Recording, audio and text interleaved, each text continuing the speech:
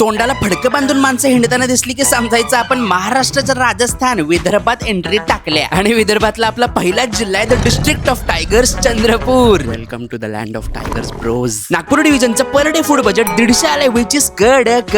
इथल्या चटोरे भाईले भेटून वाटले आता आपल्याला बी ह्याले त्याले बोलायची सवय करून घ्यावे लागते. भाईने आल्या आल्याच इथले फेमस तर्री पोहे खायला नेलं. पहिला घास खाल्ल्यावर मला विचारण्यात आलं.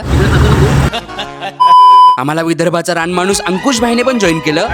लोक वाघ बघायला फिरवत होते चिप्से, आमच्याकडे तर वाघ बघण्याची लोकल दुर्बीण होती. पण आज टायगर भाईंचा निर्जल उपवास असल्यामुळे आम्हाला वाघ सोडून सगळं दिसत होतं. वाघ नाही पण सांबर दिसला.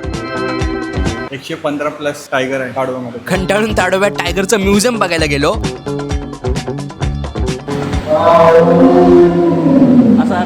हा रिअल आवाज ऐकल्यावर तर वाघ बघण्याची इच्छा 20 गुणित झाली. म्हणून आम्ही अंधारात एका बावडीत जाण्याचा सुद्धा प्रयत्न केला. पण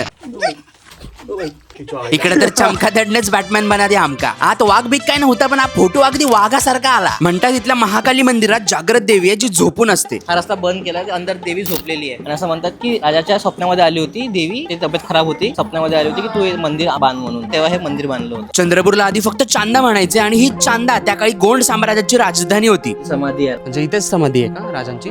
हा, इथे गोंड राजांची समाधी अजूनही आहे. काकांनी सांगितलं आधी लिहायचं कशावर हा प्रश्न असायचा, त्यामुळे सगळं भिंतींवरच करायचे. शेवटी इथल्या चिकन चिल्ली आणि दम बिर्याणीवर जे दाबून दम दिला ना आम्ही की सगळे झालो होतो दम दम दिगा दिगा.